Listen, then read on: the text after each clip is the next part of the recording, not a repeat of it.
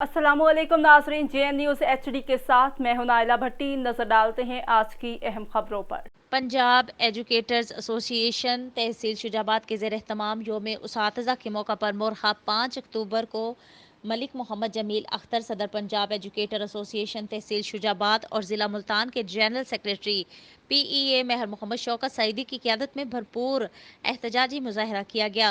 मुजाहिरीन ने मुतालिबा किया कि हुकूमत पंजाब एजुकेटर उसातिज़ा से की गई नाइंसाफ़ी का अजाला करे। सुप्रीम कोर्ट के फैसले के मुताबिक एजुकेटर उसातिज़ा को पे एंड सर्विस प्रोटेक्शन का हक दे।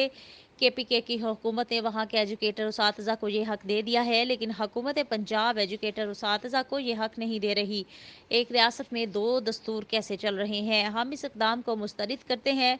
पंजाब एजुकेटर उसातिज़ा को भी पे एंड सर्विस प्रोटेक्शन का हक ज़रूर दिया जाए। 2 लाख से ज़्यादा उसातिज़ा का मौशी इस्तेसाल किया जा रहा है। मौशी बदहाली का शिकार उसातिज़ा कैसे नौनहाल वतन को ज़ेवर तालीम से आरास्ता करेंगे? इस मुजाहरे से गुफ्तगू करते हुए शौकत सईदी ने बताया कि हुकूमत पंजाब एजुकेटर उसातिज़ा का दरीना मसला फौरी तौर पर पूरा कर रहे, वरना भरपूर एहतजाजी मुजाहरे शुरू कर देंगे।